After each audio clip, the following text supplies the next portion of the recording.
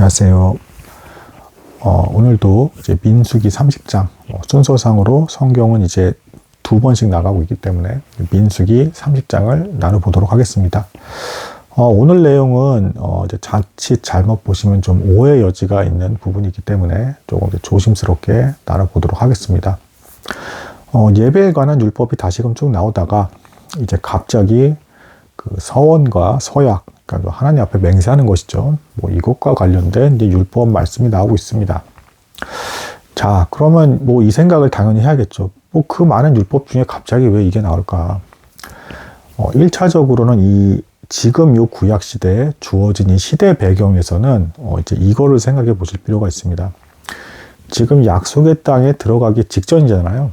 그럼 이제 그 땅에 악한 이방 풍습이 있죠. 사실 그 당시에 그 약속의 땅, 그러니까 이방 족속들이 여전히 지배하고 있던 그 곳의 풍습 중에는 온갖 난잡한 예배의식과 황당한 맹세라든가 뭐 헛된 것들을 정말 많이 했습니다. 그러니까 뭐 이런 뭐 그렇게 맹세할 게 많나 보면 궁금해하실 수가 있는데, 뭐 예를 들면 이런 거예요. 뭐 이방 족속들 뭐 바알신이라든가 뭐 베리아라든가 이상한 신들을 막 섬기는데, 뭐 이런 거예요. 뭐 이 올해 뭐 농사를 졌는데 풍년을 주시면은 뭐 제가 뭐 양이랑 뭐 이걸 뭐 몇 개를 주겠습니다. 뭐 하고 혹은 뭐 이러이러한 일을 하겠습니다라고 하면서 뭐 풍요와 그냥 번성, 그러니까 잘 먹고 잘 사는 것과 관련된 뭐 이상한 것들을 많이 했어요. 그리고 그 과정 속에서 심지어는 뭐 난잡한 어떤 성적 행위라든가 기타 등 이런 것까지도 별별 희한한 거, 아니면 뭐 몸을 자해한다라든가 이상한 서원들을 굉장히 많이 있었습니다. 근데 그것에 대해서 하나님의 이름으로 너희도 서원을 했다 그러면 반드시 지키되 그것을 물를 수도 있는 것, 취소시킬 수도 있는 그 방책이 여기 이제 30장에 나오고 있습니다. 그러니까 뭐 1차적으로는 사실 이런 거예요. 하나님께서는 맹세나 서원 자체를 안 하시기를 바랬습니다. 이걸 어떻게 정확히 알 수가 있냐면 신약에서 예수님께서 그런 말씀을 하세요. 그러니까 신약 시대 때 예수님께서 너희는 도무지 이제 맹세나 이런 거 하지 말라고 이 말씀을 분명히 하십니다. 근데 이제 그때 당시 시대는 또 왜 하지 말라고 하신 거냐면, 뭐 이스라엘 그때 당시 그 민족들에게 어떤 게 있었냐면, 예를 들면 뭐 율법사라든가 바리새인들이라든가 이런 사람들은 백성들 앞에서 이제 하나님에 대한 자신의 열심을 자꾸 드러내려 했어요.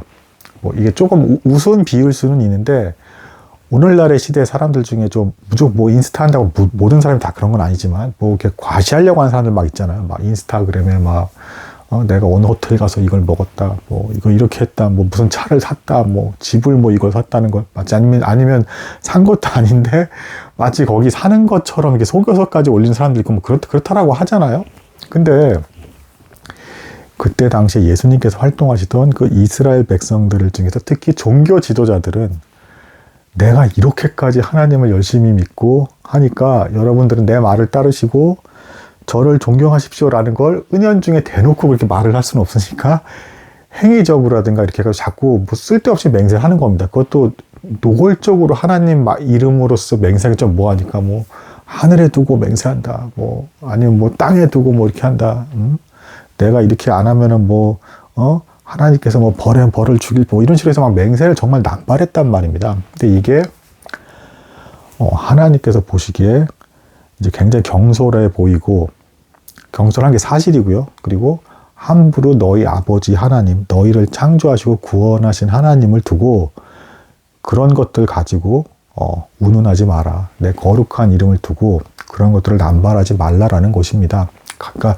그렇게까지 자꾸 툭 하면 하나님 이름 함부로 떠들면서 말하는 것 자체가 경솔하다라는 거예요, 기본적으로. 그러니까 너희 신앙에도 문제가 있다라는 것을 보여주는 증상이기도 할 수가 있다라는 것입니다. 자, 그래서 여기 이제 내용을 보면 그 잘못된 서원이나 서약을 하면 어쨌든 하나님께서 이 30장에서 물를 수 있게끔 방책을 주셨어요. 근데 이제 그 방법이 이제 그 집안의 가문에, 예를 들면 결혼하지 않은 딸인데 이 딸이 이제 그 황당한 맹세를 했다. 그러면 이걸 아버지가 들으셨다. 그러면 아버지가 그거를 이제 취소시킬 수 있다. 아버지가 이걸 지키는 걸 허락하지 않으시면 그 맹세는 이제 취소가 될 수 있다라는 것이죠.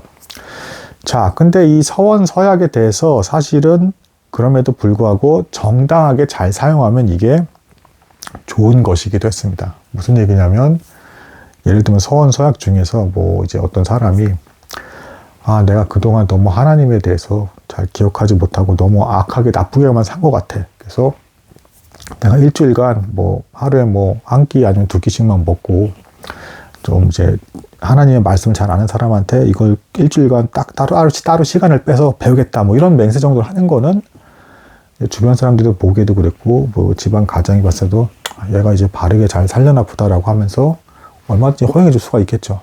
근데 그렇지 않은 황당한 맹세들, 악한 맹세들, 뭐 구약에서 대표적인 뭐 이제 그 아주 이제 안 좋은 걸로 이제 뽑는 예가 나중에 뒤에 나와요. 그러니까 이제 사사기에 보면 입다라는 인물이 하나님께 사용이 돼서 이제 전쟁에서 승리를 합니다. 근데 하나님께 사용이 되는 인물조차도 이렇게 황당한 이제 잘못을 저지른다라고 이제 보여지는 게 이방 풍습에 이제 젖어들어서 자기도 모르게 이게 하나님께서 기뻐하시는 것이 아님에도 불구하고 그런 맹세를 해버렸다라고 이제 대부분 그렇게 해석을 하는데, 어떤 이제 맹세를 했냐. 전쟁 나가기 전에 이미 하나님께서 이제 전쟁 이 입다를 사용하시기로 작정하신 그 상황임에도 불구하고 전쟁을 이기게 하면 이제 이 딸을 제가 드리겠습니다. 하나님께 이거 번제로 드리겠다 한 겁니다. 이거는 전형적인 이방 풍습이에요. 이방 사람들이 뭐 맹세를 할 때 정말 최악의 맹세는 뭐냐? 자기 자녀를 바쳤습니다. 뭐 불 가운데 지나간다, 죽게 했다는 얘기입니다. 그러니까 뭐 나한테 이런 복을 준다거나 뭐 이런 걸 한다 그러면 제가 자녀를 이거는 끔찍한 이방 풍습이고, 절대 기독교인이라든가 이때 당시의 신변을 구약 기준으로 하더라도 하나님은 인신 제사를 받지 않으시죠. 예수 그리스도께서도 그 죽으신 것도 이방인들의 손에 의해서 죄가 없음에도 불구하고 죽으신 것이지, 뭐 이걸 두고 그럼 예수님께서 그때 당시 십자가에 박혔을 때도 이걸 두고 너희는 예배해라 뭐 이렇게 하신 건 아니잖아요. 그러니까 이제 인신 제사를 받지 않으시는 하나님이란 말입니다. 근데 입다가 이제 그런 잘못된 예배 서원을 하고 그렇게 해서 결국 이 딸이 정말로 그렇게 죽게 되는, 참고로 번제면 이 껍데기 다 벗기죠. 상상이 안 가죠. 근데 이게 이 이방 족속의 풍습과 이 사악한 이 예배 형태, 그리고 그때 당시에는 어쨌든 먹고 사는 문제와 그리고 뭐 여러 가지 뭐 정복하고 정복당하고 이런 전쟁에 관한 문제부터 시작해서 이런 것들이 너무도 그 뭐랄까 생명과 직결된 중요한 문제였기 때문에 사람들이 두려움 가운데도 그런 황당한 우상숭배를 많이 했단 말입니다. 그러니까 그런 걸 하지 말라라는 의미에서 집안에 이제 이때 당시 가장이랄 수 있는 아버지를 중심으로 해서 이걸 취소할 수 있겠고, 혹은 결혼을 한 여자다라고 한다 그러면 남편을 통해서 이러한 서원이 취소가 될 수 있게끔 가능했다. 뭐 이렇게 볼 수가 있겠습니다.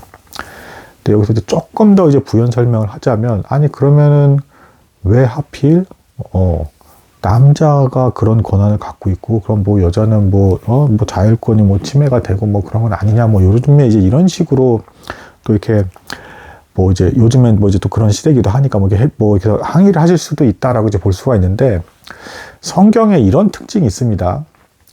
그러니까 뭐냐면 이 큰 틀에서 이 특징을 좀 이해를 하시고 있어야 돼요. 뭐냐면 인간이 잘못하고 나서 이 세상에 죄가 들어와서 불합리한 것이 생겼단 말입니다.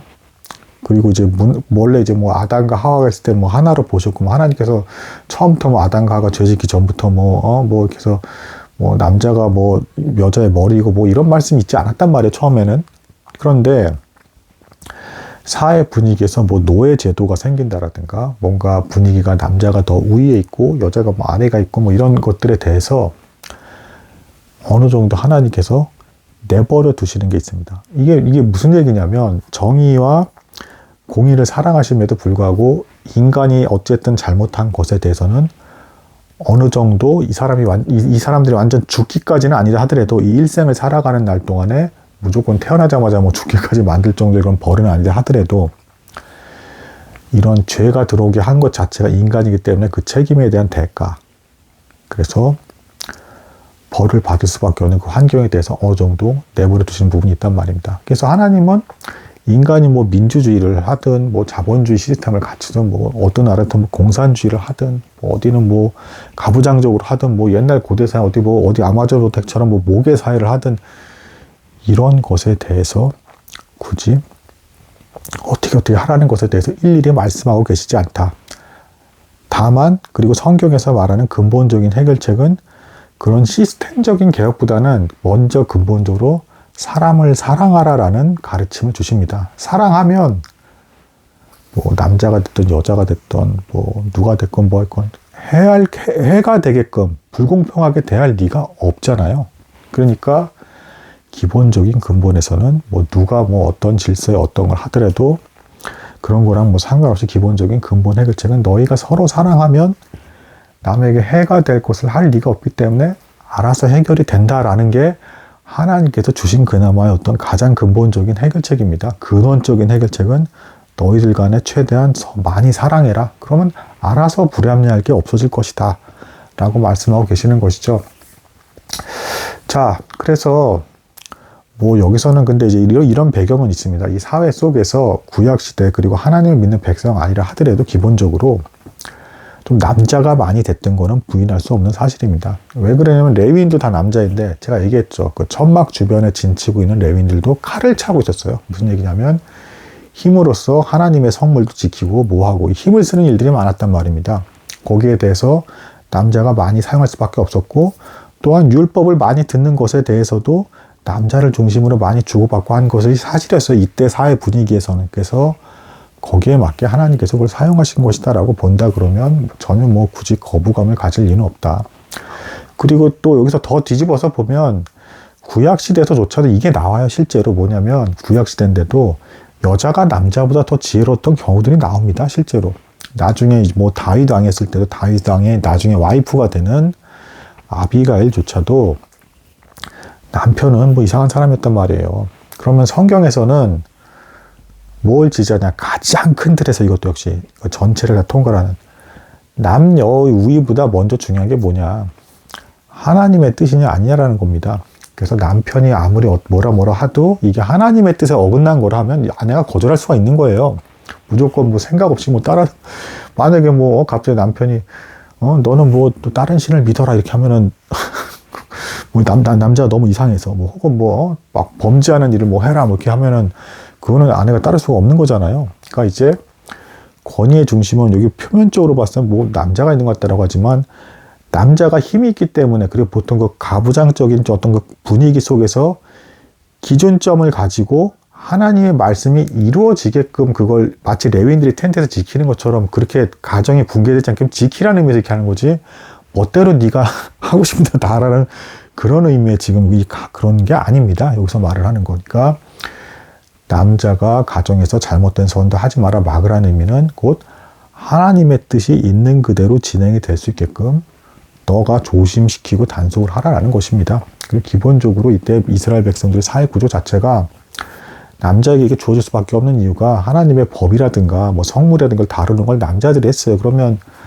어떤 집안에 그 남자가 딸이 이상한 서원을 했는데 이게 맞는지 틀린지 모를 수도 있는 거잖아요. 그러면 위에 있는 지휘관들이라 이렇게 다 물어볼 만한 사람들이 또 남자였습니다.